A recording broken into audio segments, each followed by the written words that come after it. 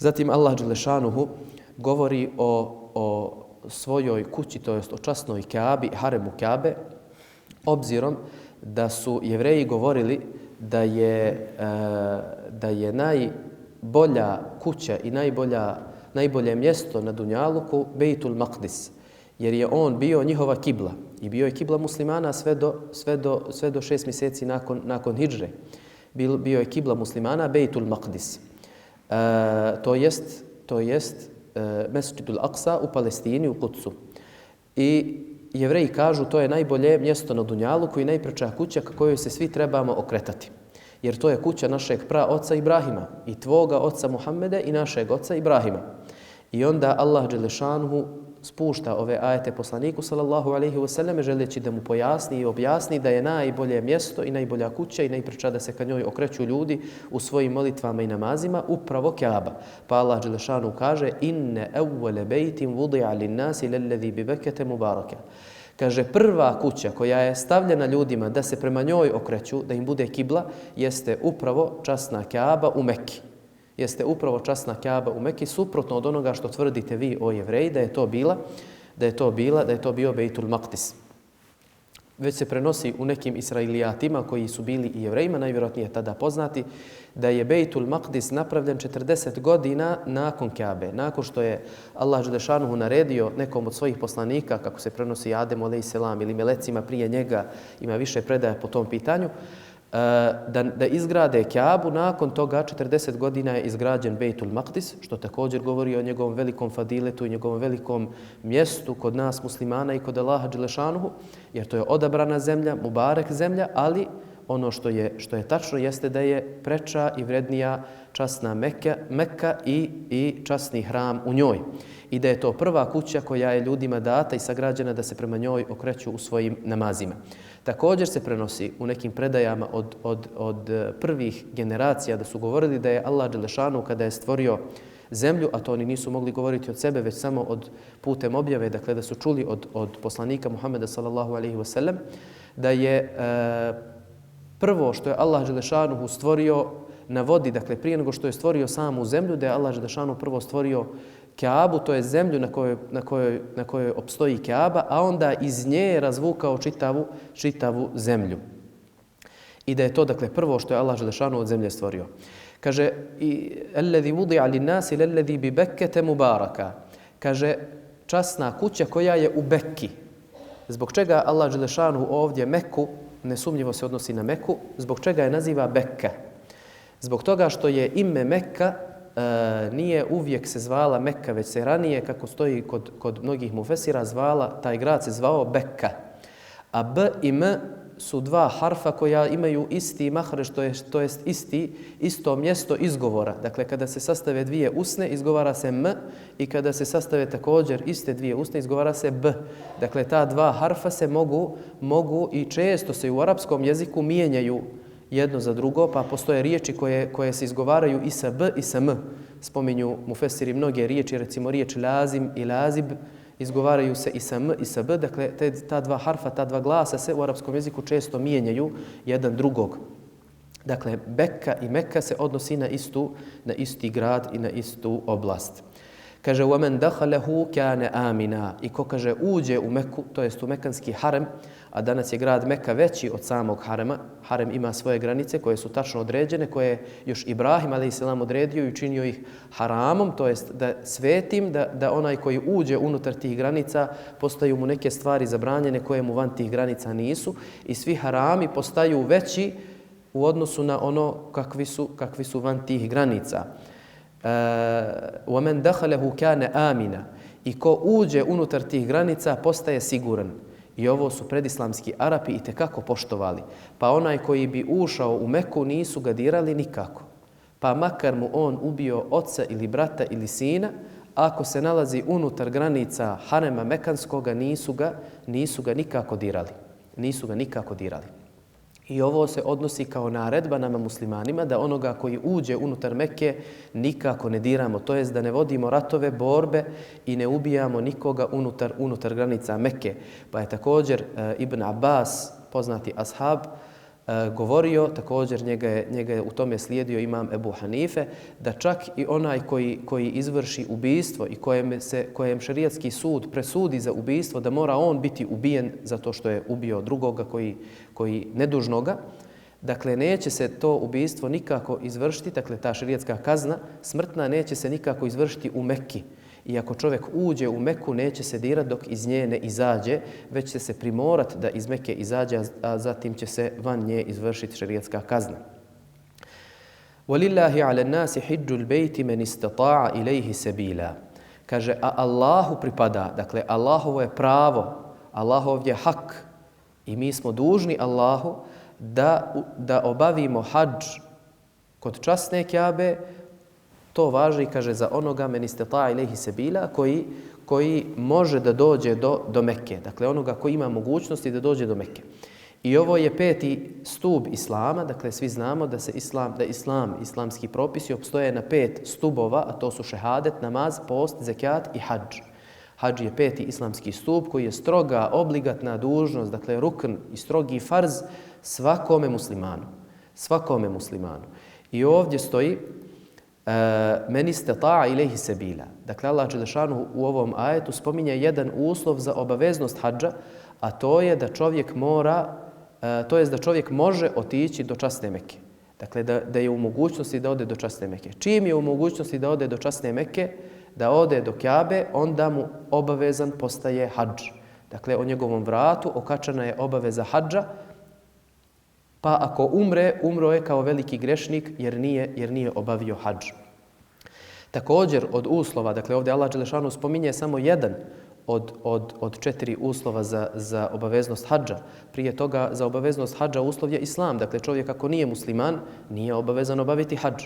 Također drugi uslov jeste da je čovjek razuman, pa onaj koji nije razuman, dakle ima manjkavosti u svome razumu, nije obavezan obaviti hadž. Također treći uslov jeste da je čovjek slobodan, to jest da nije rob. Robu nije obavezan hadž. Robu nije obavezan, jeste mu dobrovoljno, ali mu nije obavezan hadž. I četvrti je uslov koji Allah dželešanu spominje, to je da čovjek u mogućnosti, kakvoj mogućnosti, i fizičkoj i materijalnoj. Dakle, da je u fizičkoj mogućnosti da obavi hadž i da je u materijalnoj mogućnosti da obavi hadž bez da će naštetiti svojoj porodici i njihovoj nafaki. وَمَنْ كَفَرَ فَإِنَّ اللَّهَ غَنِيٌّ عَنِ الْعَالَمِينَ. Pazite, Allah dželešanu ovaj ajet završava žestokim riječima i žestokom opomenom onome koji ne obavi hadž ili ne do Bog onome koji zanijeka obaveznost hadža. Kaže femen kefara, women kefara, kaže a onaj koji zanevjeruje, to jest onaj koji nevjerstvo učini, a Allah dželešanuhu nije ovistan ni o kome. Dakle, Allah dželešanuhu nije ovistan o našem hadžu, hoćemo li ga mi obaviti ili ne. Allahu dželešanuhu ne treba naš hadž treba nama. Dakle, Allah dželešanuhu je neovistan, ganij, potpuno neovistan od svih svjetova, ni od koga on je neovistan, već Allah nama naređuje zbog nas da moramo obaviti hadž. I ovo, onaj koji u nevjerstvo uđe, prvenstveno se odnosi na onoga koji zanijeka, to je zaniječe obaveznost hadža. Pa kaže, neuzubillah, hadž nije obavezan. Ako čovjek kaže ove riječi, smatra da je hadž nije obavezan, takav izlazi iz islama jer je zanijekao jedan od 5 stubova, kao da je zanijekao namaz, kao da je zanijekao post i zekijat ili šehadet ne do Allah. Dakle, takav izlazi iz islama. Ili može da se odnosi na onoga koji ne ode na hadž, pa je ovdje Allah dželešanu upotrijebio riječ kefara, a misli da je to u stvari veliki grešnik koji umre, a nije obavio hadž. Dakle, poslanik Muhammed sallallahu alejhi ve selleme je takvome obećao, to je zaprijetio mu velikom kaznom, koji umre, a nije obavio hadž, a bio je u mogućnosti da nas Allah dželešanuhu uputi i da svi, inša Allahu ta'ala, obavimo hadž onako kako je on uzvišen i zadovoljan. Zatim Allah dželešanuhu kaže: "Qul ja ahlal kitabi lima takfuruna bi ayati Allahi wallahu shahidun ala ma ta'malun." Kaže: "O pripadnici knjige, dakle Jevreji i kršćani, zašto?" Dakle, Allah dželešanuhu nakon svih ovih ajeta, nakon svih ovih dokaza, nakon svih ovih odgovora njima i nakon svega što su oni rekli, pa je Allah dželešanuhu to pobio dokazima i svojim ajetima, opet većina njih ne vjeruje, opet većina njih ne prihvata islam i onda im Allah dželešanu kaže, a pazite cijelu ovu suru, cijeli početak ove sure je posvetio njima i na kraju im kaže reci im, o pripadnici knjige, dakle jevreji i kršćani, kaže zašto ne vjerujete u Allahove dokaze? Dakle, dokazi pred vama su jasni, pa zašto u njih ne vjerujete? A Allah je svjedok onome što radite. Dakle, Allah svjedoči da vi zločinite i da ćete na sudnjem danu da će vam tako biti i uzvraćeno, dakle samo zlim. Qul ja ahlal kitabi lima tasudduna an sabilillahi man amana tabghunaha iwajan wa antum shuhada. Kaže o pripadnici knjige, dakle jevreji kršćani, zašto zaustavljate one koji žele Allahov dželešanuhu put, žele ispravnu vjeru, zašto isprečavate u tome? Dakle, oni ne samo da su svoj narod sprečavali da prime islam, nego su i muslimane koji su primili islam u Medini odvraćali od islama. I kada god bi došao novi ajet i kada god bi došla nova objava, oni su izmišljali novu spletku i novu laž na poslanika sallallahu alejhi ve selleme i odbijali te ajete da prihvate i odbijali ljude od islama. I onda im Allah dželešanu kaže, ako nećete vi da vjerujete, zašto, kaže, onda druge sprečavate od Allahovog puta? An sabilillah. Tabghunaha iwajan, kaže, želite da on bude krivi put. Kaže, vi vidite da je to pravi put, ali, kaže, svim svojim sredstvima i svim što vam je Allah dao od moći, od imetka i od znanja, vi želite da taj put iskrivite i da pokvarite pravi put vjernika. Wa antum shuhada, a kaže, vi ste svjedoci i dobro znate da je ovaj put istina i da je pravi put, jer svi znate da je poslanik sallallahu alejhi ve selleme baš onakav došao kakav je opisan u vašim knjigama.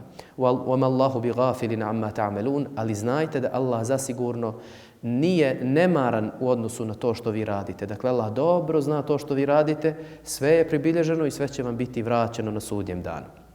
Zatim, Allah dželešanuhu završava ovu stranicu jednim ajetom koji je objavljen sa povodom. Spominje se da su jedne prilike je jedan od jevrejskih sveštenika koji je bio stariji čovjek, Ibn Qais, zvao se Ibn Qais i poznat je bio po mržnji prema islamu i muslimanima. Pa je, kažu, prolazio pored skupine muslimana i vidio da su se i mladići, i staro, i mlado, i iz plemena Eus, i iz plemena Hazredž, a to su dva medinska plemena koja su bila u teškom ratu i zavađi prije islama. Dakle, pleme Eus i pleme Hazredž živjeli su u Medini, to su bila dva većinska plemena u Medini, godinama, stotinama godina prije islama i prije dolaska Muhameda sallallahu alejhi ve sellem, oni su bili u krvnoj osveti, u stalnom ratu, u stalnoj zavađi. I čak su im i kuće bile odvojene, nisu živjeli blizu jedni drugih, nego su ovi imali svoje mahale, a ovi imali svoje mahale. I prenosi se da su Jevreji bili ti koji su stalno radili na tome da upravo ove Arape, koji tada nisu bili muslimani, održavaju njihovo neprijateljstvo i čuvaju ih baš da budu neprijatelji, jer upravo to Jevrejima koji su u Medini živjeli najviše i odgovaralo. I kaže, ovaj stari Jevrejin prolazi pored skupine muslimana i iz plemena Eus i iz plemena Hazredž, i staro i mlado, kaže, svi zajedno, svi se, kaže, druže, normalno razgovaraju. I kaže, kad je vidio to, rekao je, kaže, mi, kaže, u ovom gradu ostati ne možemo ako ovi ljudi nastave da se ovako fino čuvaju i paze. Dakle, ako oni ostanu u miru i spokojstvu i ako ostanu braća kao što su sad, kaže, mi Jevreji nemamo nikakve šanse i ovdje ne možemo ostati više. Ne možemo opstati jer oni opstaju na zavađi među muslimanima. Njihov opstanak, njihovo blagostanje je ako smo mi zavađeni. I onda šta radi ovaj prokleti Jevrejin? Kaže, ode kod svoga plemena i pošalje jednog mladića da se uvuče među ove muslimane i kaže, spomeni im taj i taj dan, Jeumu Bu'ath, kaže, dan Bu'ath, a Bu'ath je bilo mjesto gdje su se oni sukobili i kad je došlo do žestoke bitke između plemena Eus i plemena Hazredž. I tada je pleme Eus pobjedilo pleme Hazredž. Puno je ubijeno i sa jedne i sa druge strane. I puno je poezije napisano o tome danu i o toj bitci. I sa jedne i sa druge strane. I onda kad je došao poslanik je pokušao da sve tragove toga izbriše. I da ljudi polako počnu zaboravljati i poeziju koju su tad napisali hvaleći sebe jer su pobjedili i kudeći neprijatelja koji je izgubio i tako dalje i tako dalje. U toj poeziji spominju i ubijeni i koji su nakon toga osvećeni i koji nisu i tako dalje. I onda, kaže, spomeni im taj dan i kaže, citira im nešto od te njima dobro poznatih stihova koji oni znaju o tom ratu i o toj borbi. I kaže, ovaj se Jevrejin uvukao među muslimane i kaže, spomenuo im onako izokola i onda riječ na riječ počeše ljudi da se svađaju i poče u prsima da im se budi onaj džahilijet stari na koji su već počeli zaboravljati jer su počeli živjeti u miru jedni s drugima. Kaže, probudi se u njima džahilijet i kaže, počeše spominjati svoje djedove, kaže, tvoj djed je ubio mog djeda ili moj je ubio tvog, mi smo vas pobjedili, vi ste nas, mi smo jači, mi smo bolji i tako dalje, i tako dalje, dok se, kaže, ne digoše, kaže, glasovi visoko i, kaže, dok ne poustaješe ljudi, pa se, kaže, čak dvojica i poorvaše, međutim, oni se dogovoriše, kaže, hajde da se nađemo, kaže, na podne, poslije podne, da se nađemo tu i tu, pa ćemo, kaže, tu i tu vidjeti ko je jači. Dakle, dogovorili se na to i tom mjestu da se nađu i ponesu oružje pa da vide ko je jači. Do te mjere je, dakle, došla rasprava i mržnje među njima, među pripadnicima plemena Eus i plemena Hazređ. Međutim, haber je brzo došao do poslanika Muhammeda sallallahu alaihi wa sallam, pa je otišao on među njima, otišao je na mjesto na kojem su dogovorili, u vrijeme kada su se dogovorili i onda im poslanik sallallahu alaihi wa sallam kaže, o ljudi, šta vam je? Kaže, Allah vas je učinio muslimanima, kaže, vi hoćete da se vratite svojim stopama. Kaže, šta vam je, zar ne vidite blagostanje u kojem se nalazite i mir u kome uživate, zar se, kaže, želite vratiti džahilijetu i zar se želite vratiti kufru? I Allah dželešanuhu tada objavljuje ovaj ajet pa kaže, ja ejuhalladhine amenu in tuti'u fariqan min alladhine utul kitaba yaruddukum ba'da imanikum kafirin. Kaže, o vi koji vjerujete, dakle o vi vjernici, o muslimani, Allah se obraća samo muslimanima, kaže, ako budete slijedili one koji su dobili knjigu, dakle ako budete slijedili Jevreje ili kršćane, kaže, oni će vas vratiti na nevjerstvo na koje ste bili. Yeruddukum ba'de imanikum kafirin. Vratit će vas nakon vašeg imana u kufr. Dakle, ovim putem će vas vratiti u nevjerstvo, ne'udhu billah. I ovdje je jedna velika pouka svima nama muslimanima. Allaha dželešanuhu molimo da nam se smiluje, da radimo po njegovoj časnoj knjizi. Amin ja rabbel alamin. Wa akhiru da'wana anil hamdulillahi rabbil alamin.